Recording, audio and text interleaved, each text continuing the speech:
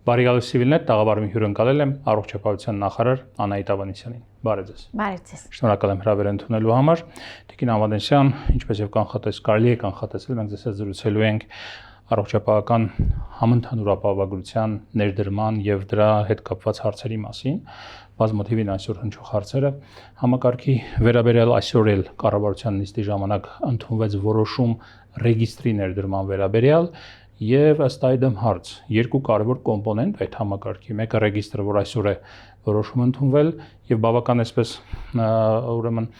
արագ ընթացակարգով եւ երկրորդը համակարգի օպերատորը,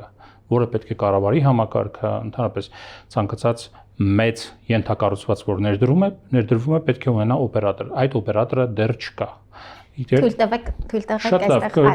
կանդրադառնանք դեկտեմբերի 12-ին է հայտարարվել դրա մրցույթը, հա, ինչպես է կառավարվելու համակարգ եւ արդյոք այն կառավարելիության խնդիր է ունենալու։ Տեսեք, առողջապահության միասնական օպերատորը վաղուց ի վեր կա եւ պայմանագիրը կնքվել է կարծեմ 2016 թվականին, գործարկվել է համակարգը 2017 թվականին, առաջին կտորներ։ Հիմա տեսեք, բայց դրա վրա մենք այս տարիներին էլ ընդլայնել ենք, կառուցել ենք նոր մոդուլներ եւ այս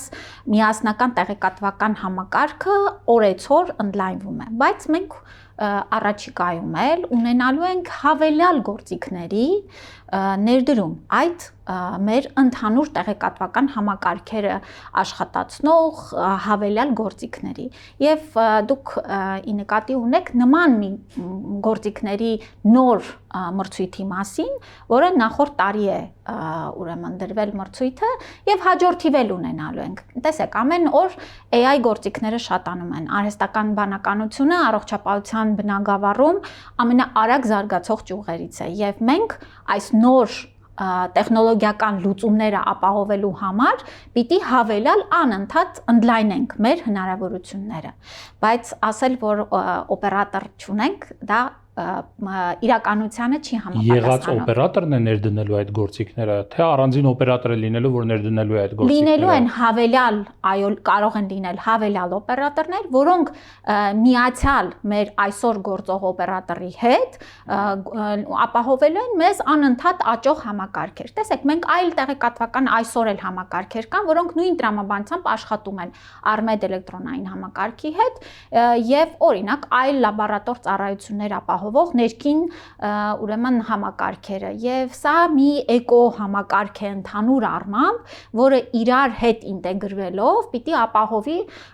անընդհատ զարգացող տեխնոլոգիաների ներդրումը մեր երկրում։ Այսինքն մեկ օպերատոր չի լինելու, մեկ համակարգի մեջ տարբեր օպերատորներ են լինելու, որոնք պատասխան են տալու տարբեր ծառայությունների եւ գործիքների համար։ Շատ լավ, հասկանալի։ Այնուամենայնիվ, երբ ներդրվեց այս համակարգը, երբ քննարկվում էր այս համակարգը, դրա մեխը, դրա էությունը այն էր, որ Հայաստանի ցանկացած քաղաքացի հնարավորություն ունենա այսպես նույն որակի բժշկական ծառայություն ստանալ Հայաստանի ցանկացած կետում, բայց մենք գիտենք, որ եւ նաեւ խնդիր չունենա ֆինանսավորման հետ կապված, բայց մենք գիտենք, որ մարզերի եւ Երևանի մեջ կամ մարզերի եւ այլ մարզերի մեջ կա հսկայական տարբերություն, թե բուժհաստատությունների հագեցվածության տեսանկյունից եւ թե որակյալ մասնագետների ներգրավվածության, արկայության տեսանկյունից։ Կարող ենք մենք ասել, որ այստեղ սոցիալական արդարությունը կամ առողջության, այսպես առողջապահական իրավունքը ամենակարևոր իրանքներից մեկը չի ապահովելու, որովհետև մարդը մարզերում եւ Երևանում վճարելու է նույն գումարը, բայց չի ունենալու այն հասանելիությունը որակյալ բժշկական ծառայությունների, զորօրինակ ինչպիսիք ունեն Երևանի բնակիչները։ Այս հարցին պատասխանելու համար երկու հարթությամբ պետք է դիտարկել։ Առաջինը մարզային եւ ընդհանուր առմամբ Հայաստանի առողջապահական համակարգի զարգացումը եւ համահարթ ստանդարտի ներդրումը պահ չէ, դա ճանապարհ է եւ այն անընդհատ բարելավման ընթացքում է եւ վերջին տարիներին ահռելի մեծ գումարներ են ներդրվել հենց մարզային առողջապահական կառույցները վերափոխելու մեջ եւ այս աշխատանքներն էլ շարունակական են, այսինքն բացվում են նոր կենտրոններ, թարմացվում են եղած կենտրոնների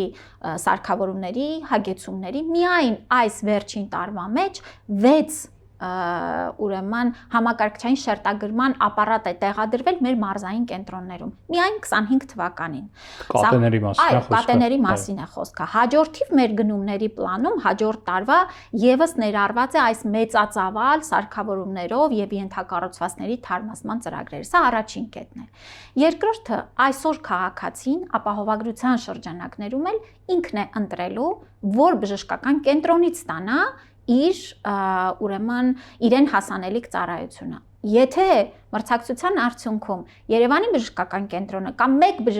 մարզի բժշկական կենտրոնը ավելի լավ պայմաններ կառաջադրի, ապա քաղաքացին կարող է այդ իր իրավունքից օգտվել եւ ստանալ այնտեղ, որտեղ ինքն է ցանկանում այս ծառայությունը ստանա։ Սա շատ կարեւոր սկզբունք է, որ մենք պահել ենք ապահովագրության շրջանակներում, եւ սա նաեւ մեզ օգնելու է, որ քաղաքացին իր որոշումներով, այսինքն հետևելով որակյալ ծառայություններին,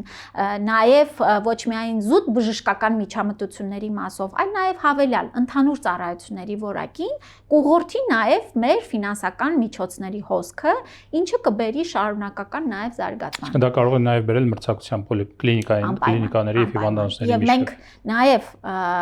դիտարկում ենք, որ այո, բժշկական կենտրոնների միջև մրցակցությամբ է, որ պետք է ծառայությունների որակը անընդհատ բարելավի, ինչը տեսնում ենք, փաստ է։ Բայց այնուամենայնիվ, որքան էլ իհարկե այդ մրցակցություն տեղի ունենա եւ մարզային բժշկական կենտրոնները փորձեն մրցակցել Երևանի հետ, թե զորությունների, թե շուկայի, թե մասշտաբի էֆեկտի տեսանկյունից Երևանի բժշկական կենտրոնները շատ ավելի այսպես շահեկան վիճակում են գտնվում նաև ստարտային պայմաններով, որովհետև իրենք ավելի հագեցած են հիմա։ Սա արդյոք չի բերելու նրան, որ Երևանի բժշկական կենտրոնները գերծանրաբեռնված են դառնալու եւ այստեղ մեծ հերթեր են գոյանալու եւ հերթերի եւ գերծանրաբեռնվածության հարցը ինչպես է կառավարվելու։ Նախ էլի շատ կարևոր է, որ ապահովագրության շրջանակներում մեր շատ քաղաքացիներ ստանում են հասանելիություն բժշկական օգնությանը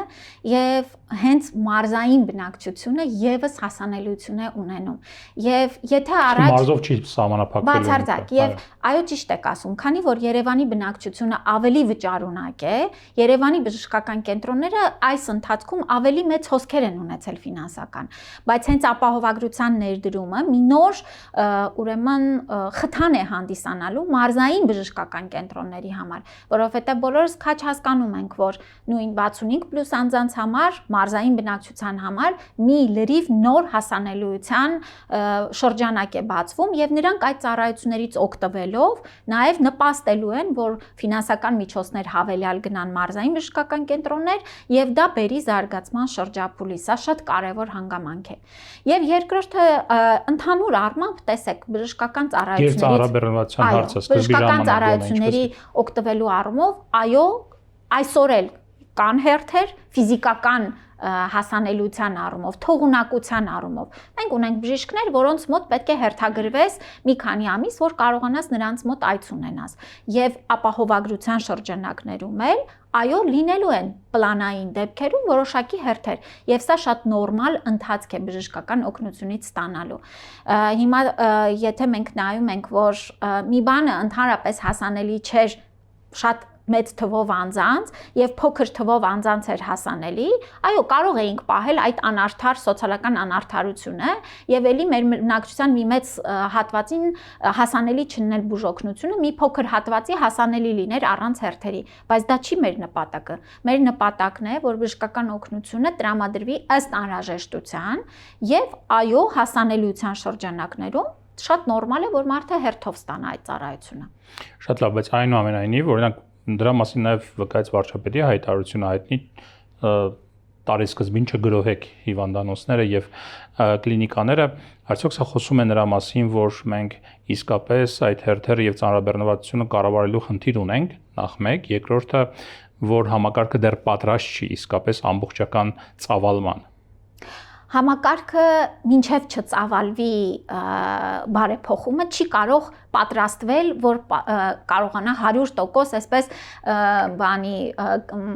միացնելու շարժիչը վիճակի, այդպես չի աշխատում որևէ համակարգ եւ համընթաց ներդրմանը բարեփոխման այն իր կարողությունները ընդլայնում է եւ մենք ինչու որոշեցինք որ 3 տարվա մեջ ենք ներդնելու համակարգը եւ ոչ թե 1 տարում բոլորը ներառվելու են հենց նաեւ այդ ռիսկերը կառավարելու համար եւ մենք տեսնում ենք որ մեր բժշկական կենտրոնները նաեւ հավելյալ կարողություններ են ձևավորում ես պետք է ասեմ որ կառավարության լիզինգային ծրագրերով արդիականացման ամենաառաջատար ուղղություններից հենց առողջապահական կազմակերպություններն են այսինքն մեր բժշկական համակարգը զգալով եւ կանխատեսելով ապահովագրության ներդրումը նաեւ իր ծավալների ընդլայնման աշխատանքներ է տարել եւ առաջիկայում էլ այդ աշխատանքները շարունակվում են այստեղ մի բան էլ կա որ մենք մեր նաեւ ունեցած ռեսուրսները պիտի ավելի արդյունավետ օգտագործենք տեսեք մենք ունենք օրինակ միջին մահճակալային օր եղել է 8-9 օր մի քանի տարի առաջ։ Հիմա մենք եկել ենք մինչև 5.5-6 օր, այսինքն կրճատել ենք 1 մահճակալի զբաղվածությունը, այսինքն ավելացրել ենք թողունակությունը, բայց այսօրվա բժշկագիտության զարգացմանը համահունչ այս թիվը ավելի պետք է իջնի եւ ոչ թե մի մարդ մեկ վիրահատության ժամանակ զբաղեցնի մինչև 8-9 օր, այսինքն այդ ընթացքում 2-3 պացիենտ կարող են սպասարկել, եթե նոր տեխնոլոգիաներից են օգտվում։ Տեսեք նոր տեխնոլոգիաների մասին, երբ խոսում ենք դրա մասին, դուք հիշատակում եք իհարկե ARMED համակարգը նաև, բայց ARMED-ը ամեն ինչ տեսնում է թե ոչ, այն իմաստով, որ տարիներ շարունակ այդ համակարգում եւս թերի են լրացվել տվյալները, ամբողջությամբ չի եղել այդ պատկերը եւ մարդկանց տվյալներ արկա եւ ուրեմն ամբողջական հաշվառման թափանցիկության հետ կապված հարցերը, ինչի վրա է հիմնված ըստ այդմ ապահովագրական ծախսերի հաշվարկները, ինչից ելնելով եք դուք հաշվարկել, որ այ չգիտեմ X գումարը X անձից աշխատավարձ ստացողից բավարար է, որպեսզի ինքը ամբողջ սպեկտրով այդ համընդհանուրի շրջանակներում ստանա բժշկական ծառայությունների համար հատուցում։ Այս ակտուարական հաշվարկների համար մի քանի աղբյուրներ են եղել հիմք։ Դրանցից մեկը ձեր նշած ARMED-ի 2017 թվականի կեսից ներդրված արդեն այցերի եւ հետագայում անընդհատ աճող արդեն կլինիկական տվյալներն են, բայց այո ճիշտ եք ասում, դրանք ամբողջական չեն։ Շատ մեծ են այդ տվյալները, բայց ամբողջական չեն։ Հաջորդը դա մեր ընդհանուր առողջական ցուցանիշների վիճակագրական տվյալներն են, որը ամեն տարի հրապարակվում է մեր ազգային հաշիվներում։ Այսինքն մեր բնակչության սեռատարիքային կազմից ելնելով ինչ հիվանդացության տողեր ենք ունեցել, դիմելիություն ենք ունեցել եւ շատ մանրամասն մենք հաշվետվողականության ձևեր ունենք, որոնցով կուտակում ենք մեր ազգաբնակչության առողջության վերաբերյալ տվյալները։ Հաջորդիվ կան բժշկական ստանդարտներ, որ օրինակ 1000 հոգուն քանի ստենտավորման միջին ցուցանիշ է հասնում։ Այսինքն մենք նայենք վերցրել ենք այս տվյալները, որ մեր ուրեմն տարածաշրջանի երկրներին համահունչ թվերը պետք է լինեն այսպիսի։ Եվ այս բոլոր աղբյուրների համադրությամբ արդեն արել ենք մեր կանխատեսումները, թե ինչ ծախս ենք ունենալու ապահովագրական մեկ անձի հաշվարկով։ Բայց մենք հասկանում ենք, որ այո, սա ճշգրտման կարիք ունենալու է։ Ցանկացած տվյալ, որ վերցնում ես եւ հաջորդիվ արդեն իրական կյանքում տեսնում ենք դիմելիության աճ, վարքագծի դրսևորում եւ այլն, ապա հենց դրա համար էլ մենք այս 3 տարին փուլային պետք է անընդհատ ճշգրտելով, կարգաբերելով բարեփոխումը իրական կյանքում արդեն եղած իրավիճակներին 3 տարվա մեջ ամբողջական համակարգը ունենանք։ Տեսեք, Տիկին Ավանեսյան, կան եվրոպական երկրներ, որտեղ որպիսի քո անձի ապահովագրության համակարգը տարեկան կտրվածքով տարվա սկզբից կամ ընթացքում ակտիվ լինի, ինքը պետք է տարեկան որոշակի այսպես կանխարգելիչ հետազոտություններ անցնի, հա,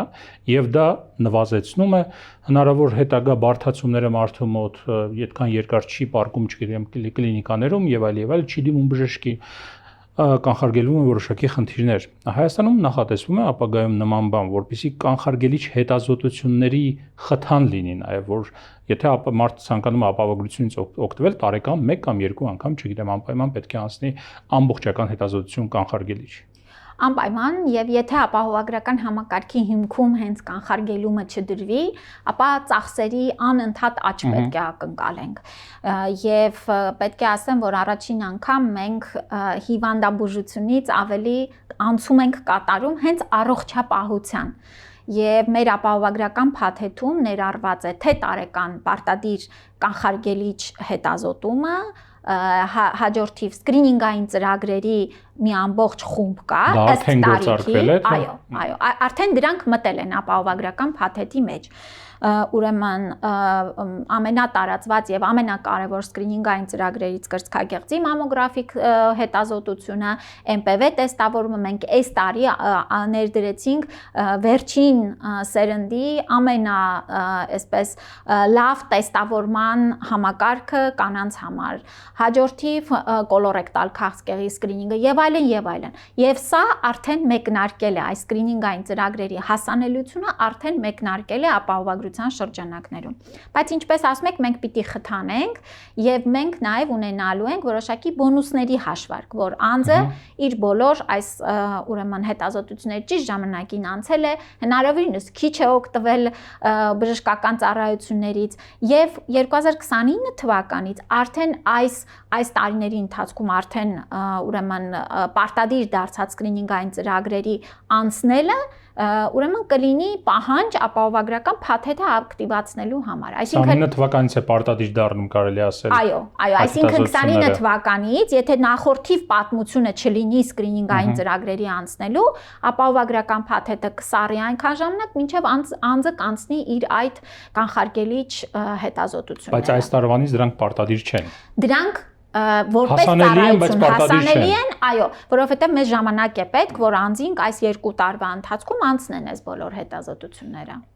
Շատ լավ։ Լավ, այսպես վերջնական նպատակը, ես գիտեմ, որ սա process է, բայց այնուամենայնիվ ինչ որ մի կետ կա այս process-ում, որ դուք ինչ որ վերջնական պատկեր ունեք եւ ուզում եք հասնել այդ պատկերին, հիպոթեզ գուցե, հա, առողջապահությունը հիմա գտնվում է X կետում, հասնելու է Y կետի։ Դա ինչպիսի առողջապահություն է լինելու, ինչպիսի հասարակություն ենք ունենալու, որ հատկապես հիվանդությունների գծով մենք ունենալու ենք շեշտակի նվազում, ինչքան առողջ հասարակություն ենք ունենալու, կա նման ինչ-որ պատկերացում հիպոթեզ, պատկեր։ Այո, իհարկե, միանշանակ ուրեմն տեսեք, մեր նպատակն է 3 տարում ընդգրկել ողջ բնակչությանը, առաջինը դա, որ մեր համակարգը ներառի բոլորին, հաջորդիվ ներառված անձանց համար գործարկված ծառայությունները թվային դաշտում եւ ամբողջական կլինիկական տվյալները հավաքելով կարողանանք սպասարկել եւ երրորդը մեր առաջնակի հիվանդացության բեռ հանդիսացող եւ վաղաժամ մահացության բեռ հանդիսացող 3 ուղղությունները, դա սրտանոթային հիվանդություններն են, չարորակ նորագոյացություններն են եւ դիաբետն է, որ պիտի հիվանդացության բեռը մենք նվազեցնենք, այսինքն հայտնաբերենք, ճիշտ ժամանակին կառավարենք քրոնիկ վիճակները եւ չունենանք սրացումներ եւ չունենանք մահացության դեպքեր։ Եվ այս քաղաքականությունը, որ մենք վերջին տարիներին տանում ենք, արդեն իսկ իր պտուղները տալիս է։ 2024 թվականի եւ 25 թվականի տվյալները 3 ուղղություններով էլ ցույց են տալիս, որ մեր ամեն կոպեկը, որ մենք ներդնում ենք, ամեն դրամը, որ մենք ներդնում ենք, արդեն իսկ իր ուրեմն անդրադարձում ունենում է մեր վաղաժամ մահացության թվերի կրճատման վրա եւ իհարկե սա է մեր նպատակը՝ ունենալ ավելի առողջ հասարակություն։ Եթե չեմ սխալվում, վիճակագրությունը ցույց է տալիս, որ հենց այսպես սրտանոթային հիվանդություններից, քաղցկեղից, դրանք ամենատարածված պատճառներն են մահացությունների Հայաստանում, չէ՞, ճիշտ եմ։ Այո։ Հասկանալի է, լավ, մարդը ունի արդեն կարիք բժշկական հաստատություն դիմելու, հա, այս համակարգով կամ արմետ համակարգ այսպես գոյություն ունի։ Ինչու այնտեղ դեռ չկան կամ լինելու են այնպիսի տվյալներ, որ միանգամից իմանա, օրինակ, որ բժշկական հաստատությունում կարող են իրեն սպասարկել,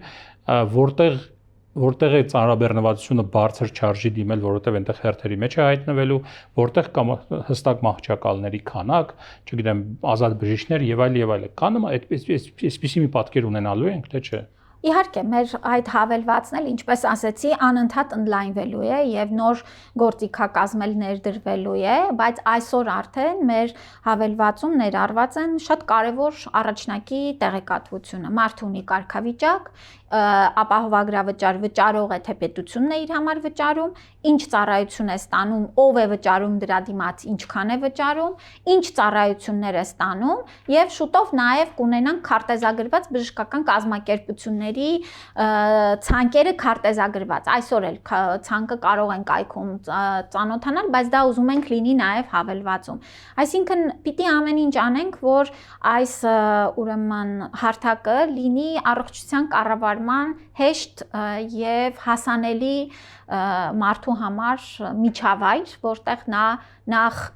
կառնչվի առողջապահական կազմակերպությունների հետ, իր առողջական պատմագիրը կունենա եւ նաեւ կվերահսկի ապահովագրական համակարգին։ Սա էլ շատ կարեւոր է, որ մեր քաղաքացիները նաեւ ամբողջական տեղեկատվությանը տիրապետելով մեզ հետ հավասար վերահսկելու են ապահովագրական դեպքը ճիշտ է սպասարկվել, ճիշտ է դրա դիմաց ֆինանսական միջոց վճարվել։ Տիկին նախարար, տեսեք, ֆինանսական կայունության եւ ընդհանրապես միջազգային փորձի հետ կապված Համաշխարհային բանկի 2024 թվականի զեկույցում նշվում է, որ Հայաստանում առողջության համապարփակ համընդհանուր տվյալներում ապահովագրության պատշաճ գործարկման համար անհրաժեշտ է մոտ 1.2 միլիարդ դոլար տարեկան։ Մինչդեռ կառավարությունը 2026-28 թվականների ընթացքում հատկացրել է 220-ից 300 միլիարդ դրամի սահմաններում, մոտ 2 կամ 3 անգամ պակաս է, 2 անգամ։ Ինչպես եք մեկնաբանում այս հսկայական տարբերությունը եւ արդյոք ֆինանսական դեֆիցիտը չի հանգեցնի ծառայությունների որակի անկման կամ ապահովագրավճարների ապագայում ավելացման։ Դե այստեղ ես կարծում եմ, որ վերաբերելի է ամբողջ բնակչության ծածկույթին եւ պետք է նայել, թե ինչ ծածկույթ են ենթադրում, այսինքն ծառայությունների ինչ ընդլայնված փաթեթ է ներառված իրենց զեկույցի մեջ, բայց ես կարծում եմ, որ առաջին այս տարվա մեկնարկի համար ուրեմն հատկացված միջոցները եւ այն գործիքակազմը, որ մենք ունենք ծառայությունների փաթեթի հերթագրման եւ այլնի, մեզ հնարավորություն տալու են կառավարել այս առաջին մեկնարկային տարին եւ մեր օրենքի մեջ էլ կա հստակ կարգավորում, որ ամեն տարի 2027 թվականից առողջապահության լիազոր մարմինը հանդես կգա ազգային ժողովում նախորդ տարվա գործունեության մասին զեկույցով եւ դրանից ելնելով առաջարկ կներկայացնի հաջորդ տարվա արդեն ապահովագրավճարի հետ կապված։ Ամեն տարի լինելու է հաշվետվություն, այո։ Լավ, այդ դեպքում կոնկրետ այս գումարի հետ կապված, ռիսկ չկա, որ ինքը տարվա կտրվածքով կարող է ավելի շուտ սպառվել, որովհետև մենք օրինակ պետպատվերների հետ կապված, հատկապես որոշակի ուղղություններով հիվանդությունների ունենում ենք նման իրավիճակ, որ տարվա կեսին կամ տարվա, չգիտեմ,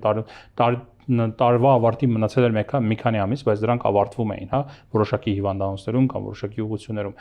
Այս պարագայում նման ռիսկ չկա։ Նայեք, ռիսկը միշտ կա, որ այո, ավելի շատ կլինի պահանջարկը, քան թե որ նախնական հաշվարկն է, չենք կարող նման։ Հիմա դա հենց դա եմ ասում։ Պիտի ունենաս գործիքակազմ դա կառավարելու։ Հիմա ինչ էր լինում տարիներ առաջ այդ նույն պետպատվերի ձեր ասած, երբ որ 81 միլիարդ էր պետպատվերը եւ տարվա կեսից չէ, առաջի մի քանի ամսից հետո շատ ծառայություններ փակվում էին։ Ինչ ենք անում մենք։ Տարվա ընթացքում մոնիտորինգ ենք անում, տեսնում ենք պահանջարկը մեծացել է, ավելացնում ենք գումարները եւ կարողանում ենք սպասարկել ել ավելի մեծ թվով մարդկանց, քան թե նախնական հաշվարկներն էին։ Իհարկե, ապահովագրական հիմնադրամը նաեւ պահուստային ֆոնդ ունի ձևավորած եւ այս միջոցների շրջանակներում եւ այդ պահուստային ֆոնդն էլ հենց հավելյալ դիմելիության ռիսկերը կառավարելու համար է ստեղծված։ Օրենքով սահմանված այնտեղ չափ կա մինչև 10% ապահովագրական հիմնադրամը ամեն տարի պիտի ձևավորի այդ պահուստային կարողությունները։ 20-ից 30 միլիարդ մոտավորապես, ճիշտ եմ հասկանում։ Շատ լավ, մասնավոր ապահովագրության հետ կապված։ Օրինակ ես, շատ իմ գոլեգաներ, նաև այս կազմակերպությունում հանդիսանում ենք մասնավոր ապահովագրության շահառու, ունենք այդ ապահովագրությունը, բայց հիմա պետությունն ասում է, գիտեք ինչ, բոլորդ պետք է օգտվեք պետական ապահովագրական հիմնադրամից կամ պետական ապահովագրությունից։ Նախ ինչու մարդուն չի տրվում հնարավորություն ընտրելու, թեկուզ լինի պարտադիր ապահովագրությունը, բայց մարդը ընտրի ինքը կօգտվի պետականի առաջարկած ծառայություններից, պետական ֆոնդի, թե մասնավոր ընկերությունների առաջարկած ծառայություններից, եւ ինչ ճակատագիր է սպասվում մասնավոր ապահովագրական ընկերություններին առողջության ապահովագրության տեսանկյունից։ Տեսեք, սա այլ մոդելի ընտրության հարց է, եւ մեր երկրում, Հայաստանում, ունենալու ապահովագրական այս փաթեթը, այս արժեքով բոլորի համար պետք է բոլորիս ռիսկերը մեկտեղենք մենք զամբյուղի մեջ, որովհետև հենց ապահովագրության բուն էությունն է դա, որ առողջներ, հիվանդներ, մեծահասակներ, երիտասարդներ, երեխաներ, առողջ ապրելակերպ ունեցողներ եւ ոչ այնքան բոլորի ռիսկերը միավորելով մենք ստացել ենք ավելի հասանելի փաթեթ այս արժեքով բոլոր մեր քաղաքացիների համար։ Եթե մենք բաժանեինք այս զամբյուղը տարբեր զամբյուղներով, մենք չենք կարողանա ստանալ 129.600 դրամով այն ծառայությունների փաթեթը, որ այսօր առաջարկում ենք, այսինքն մեր ամեն քաղաքացու համար ապահովագրական փաթեթի արժեքը կթանկանար։ Սա առաջին մասն է։ Կլիներ մրցակցություն, գուցե էժանանար։ Չէր կարող լինել, որտեղ նորից եմ ասում, մրցակցությունը եթե լիներ այսպես, ապահովագրական ընկերությունները մրցեին ամենաառողջ միջին տարիքի աշխատող քաղաքացուն պիտի մրցեին իրենց մոտ ներառելու համար, չէ՞։ Բա 65+ տարիքի անձանց ով էր մրցելու, որ ապահովագրեր, կլինեին մրցողներ։ Իհարկե ոչ։ Այսինքն այստեղ էլ պիտի հասկանանք մրցակցությունը ինչի շուրջ է ապահովագրական ընկերությունների։ Մեր համար մրցակցությունը բժշկական կենտրոնների միջև պիտի լինի որակ ապահովելու, բայց մարդը անկախ նրանից ինչ տարիքի է, ինչ քրոնիկ վիճակ ունի, պիտի հնարություն ունենա ապահովագրվելու։ Առաջինը սա է եղել, որ Հայաստանի այսօրվա տնտեսական եւ դեմոգրաֆիական իրավիճակը հաշվի առնելով սա ամենաօպտիմալ մոդելն էր մեր երկրի համար։ Երկրորդը առողջապահական ուրեմն համակարգում կան ծառայություններ, որոնք ներառված չեն մեր փաթեթում, եւ հենց այստեղ էլ մասնավոր ապահովագրական ընկերությունների դերը շատ կարեւոր է։ Մենք դիտարկելով նաև այլ երկրների փորձը, հենց այն երկրների մոդելները, որից որ շատ բաներ վերցրել ենք, հենց այսպես են գործում։ Կա բազային ապահովագրական պետական փաթեթ եւ կան պլյուս մասնավոր փաթեթներ շատ տարբեր կոնֆիգուրացիաներով եւ սա շատ կայուն համակարգեր է ստեղծում եւ այստեղ էլ մեր ապահովագրական ընկերությունները մենք աշխատում ենք իրենց հետ, առաջիկայում էլ կունենանք հանդիպումներ, արդեն ավելի գործառնական հարցերի հետ կապված, ինչպես ենք կարողանալու, օրինակ անձին, եթե ունի մասնավոր ապահովագրական հիմնադրամից փաթեթ նաեւ պլյուս փաթեթ, գուցե գործառնական որոշ բաներ ուրեմն անձը մեկ հոգու հետ շփվի։ Այստեղ համագործակցության շատ մեծ դաշտ կա։ Տեսեք, այսինքն ստացվում է, եթե մարդը ուզում է բազային ապահովագրություն ունենալ բավական լայն սպեկտրով, պետք է անպայման օգտվի պետական ապահովագրության հիմնադրամից, ապահովագրությունից։ Իսկ եթե ուզում է հավելյալ, մի քիչ ավելի լաքշերի գուցե, հա, ինչ որ ապահովագրական փաթեթ, դրան զուգահեռ, դրան գումարած պետք է օգտվի, կարող է օգտվել մասնավոր ապահովագրական ընկերություններից։ Սա ինչ որ, տեսեք, նախ չի թանկացնում մարդու ֆինանսական բեռը, որովհետև ինքը եթե լիներ ազատ շուկայի պայմաններում, ինքը կգնար մեկ ապահովագրական ընկերություն, այնտեղից կվերցներ ամբողջ փաթեթը եւ գուցե վերցներ ավելի էժան, քան թե պետական գումարած մասնավոր։ Եվ երկրորդը պետական արհեստական մոնոպոլիա ստեղծելու իմաստը ո՞րն է։ Տեսեք, նախ ոչ չէր կարող ավելի էժան վերցնել, նորից եմ կրկնում, մենք դիտարկել ենք մեր այսօրվա շուկայում արկա առաջարկները եւ 129.600 դրամով այն փաթեթը, ինչ որ մենք առաջարկում ենք, շուկայում նման առաջարկ չի եղել եւ չէր կարող լինել։ Ինչու, որովհետեւ մենք հասկանում ենք, որ ապահովագրական ռիսկերը մեր մասնավոր ընկերությունները այո շատ ճիշտ են գնահատում։ Իրենք փոքր խմբերի հետ գործ ունեն եւ իրենց վրա շատ ավելի մեծ արժեք ունի այդ մեկ անձի ապահովագրությունը։ Սա առաջին հերթին եւ երկրորդը նախ հանրային առողջությունը հանրային բարիք է եւ սա առողջությունը մեր ժողովրդի առողջությունը ռազմավարական ուղղություն է եւ այո պետությունը այստեղ շատ կարեւոր դեր ունի ապահովելու բազային անհրաժեշտ առողջապահական ծառայությունները։ Եվ այստեղ ես կարծում եմ, որ այս մոնոպոլիան նախ մոնոպոլիա չէ, որովհետև առողջության թե առաջնային օղակում, թե բժշկական հաստատությունների մասում մեծամասնությունը նաև մասնավոր ընկերություններն են,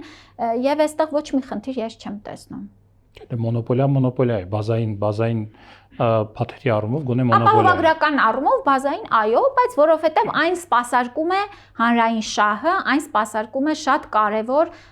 ռազմավարական անվտանգային ուղղություն։ Դուք ինչպես եք գնահատում ձեր մենեջմենթի կարողությունները, ես նկատում եմ համակարգի, ոչ թե ձեր անձամբ, հա,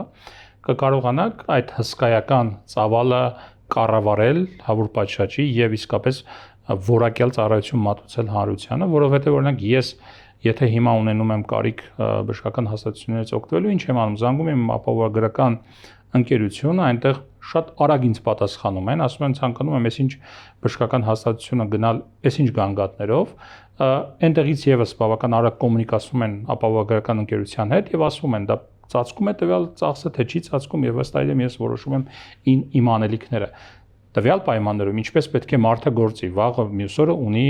կարիք օգտվելու այս ապահովագրությունից, հա, իր գործողությունները։ Նախ մենեջմենտի առումով հիմնադրվել է պետական առողջության համընդհանուր ապահովագրության հիմնադրամը։ Հիմնադրամը արդեն ակտիվ նոր աշխատակիցների ներգրավման փուլում է գտնվում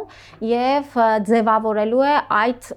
պրոֆեսիոնալ անձնակազմը, որը որ պիտի ապահովի մեր քաղաքացիներին պատշաճ ծառայությունները։ Այսինքն դեռ անձնակազմը չկա։ Անձնակազմը մինչև դեռ 200 հոգի պիտի լինի, որը ժամանակ է Մենք վճարում ենք, բայց դեռ անձնակազմը չկա։ Այս պահի համար գործարկման անձնակազմը կա, բայց նորից եմ կրկնում, տեսեք, մենք այս համակարգը ներդնում ենք 3 տարվա մեջ։ Ունենք առաջի տարվա քայլերը, երկրորդ տարվա քայլերը։ Սպասարկեք 1 միլիոն մարդու։ Ես նորից եմ կրկնում, 1.600.000 հոգու սպասարկման համար անհրաժեշտ ամբողջ աշխատանքները այսօր էլ իրականացվում են եւ մենք առողջապահության նախարարությունը դա ապահովում է։ Առաջիկայում էլ ապահովագրական հիմնադրամի աշխատակիցների շրջանակը ընդլայնվելու է, համալրվելու է եւ վստահ եմ այդ կարողությունները լավագույնս ծառայելու են մեր քաղաքացիներին։ Զանգերի կենտրոն կա, որ ես հիմա վաղը պետք է զանգեմ ձեր ապահովագրական, ձեր կողմից ստեղծած ապահովագրական ընկերություն եւ հիմնադրամ եւ այնտեղից իմանամ, բողոք ունեմ, հայտնեմ, ում պետք է դիմեմ։ Այսօր էլ կարող եք զանգերի կենտրոնը կա, այսօր էլ մեր թեժգիծը եւ զանգերի կենտրոնը սպասարկում են մեր քաղաքացիներին։ Ձեր հաղորդմանը գալուց առաջ էլ այցելել էի այնտեղ որոշակի հարցերին փորձում էի նաեւ առաջին հիմնադրամի զանգերի կենտրոնը հիմնադրամի զանգերի կենտրոնը կա եւ կա առողջապահության նախարարության թեժգիծը, որը այս պահին էլ նաեւ սպասարկում է այս հարցերի հետ կապված մեր քաղաքացիներին։ Եթե դեմ չեք, հնչեցրեք զանգերի կենտրոնը ինչ որ կոնկրետ։ Այո, իհարկե 8866։ Շատ լավ։ Եվ որպեսզի մարդիկ տեղեկանան։ Եվ վերջին հարցը, տեսեք, նաև դժգոհությունների առիթ է դարձել այն, որ ապահովագրավճարների գանձման մեխանիզմը այն անձանց համար, որոնք միաժամանակ հանդիսանում են վարձու աշխատող եւ անհատ ձեռնարկատեր։ Այստեղ այս ուրեմն կարգաբերումներով կամ չգիտեմ այս պայն գործող իրավիճակում մենք ունենք այնպիսի մի վիճակ, որ համակարգը միանգամից գանձում է երկուսից էլ, եթե անձը հանդիսանում է վարձու աշխատող, ինքը վճարում է այդ համակարգին եւ իր անհատ ձեռնարկատիրական գործունեությունից է վճարում։ Հետո ասում են դիմեք համակարգին, դիմում ներկայացրեք եւ հետ ստացեք ձեր վճարը։ Թվայնացման դարաշրջանում ինչու հնարավոր չէ ավտոմատ կերպով նույնականացնել անձին եւ բացառել կրկնակի գանձում, ազատելով քաղաքացուն ավելորդ բյուրոկրատիայից։ Հնարավոր է եւ այդ ճանապարհին ենք դա էլ կլինի, ինչպես դրոշմանիշային վճարների ժամանակ է, այս նույն տրամաբանությունն է գործում այս առաջին ընթացքում, հետագայում նորից կրկնում եմ, մեր թվային գործիքները անընդհատ ընդլայնվելու են եւ հնարավոր բոլոր process-ները գնալու են շատ ավելի ավտոմատ դաշտ։ Երբ դա կլինի։ Դա կարծում եմ մինչև 6 ամսվա ընթացքում մենք արդեն կունենանք այս բոլոր հատվածները։ Այսինքն որ մարդը ստիպված չլինի դիմում գրել, առանձին արդեն դիմումների կարիք չլինի։ Շատ լավ։ Եվ վերջին հարցը այս պահին, եթե չեմ սխալվում, կոնկրետ սեգմենտի համար պետությունը մասնակցություն է ունենում, հա, ապահովագրավճարների որոշակի կոմպենսացիա է իրականացում բավական մեծ 6500 դրամ, եթե չեմ սխալվում, հա։ 6000 դրամ Լավ, կասեք, այնուամենայնիվ պետական մասնակցության ժամկետը ինչպիսին է լինելու, դրա կանխատեսելիության հետ կապված հարցերը ինքը մշտապես է մնալու, ինչ որ պահից դուրս է գալու, մարդկանց վրա այդ բեռը ամբողջությամբ տեղափոխվելու, ինչպես է լինելու։ Դա ամեն տարվի բյուջեի միջոցների արդեն քննարկման շրջանակներում կորոշվի ամեն հաջորդ տարվա սուբսիդավորման շրջանակները եւ չափերը եւ ինչպես ասացի, սա էլ ապահովագրական հիմնադրամի հաշվետվողականության ցիկլը հարմարեցված է հենց բյուջետային քննարկումների նախորդ թիվ ժամանակաշրջանին, որպիսի մեր ազգային ժողովում քննարկումները իրար հաջորդեն։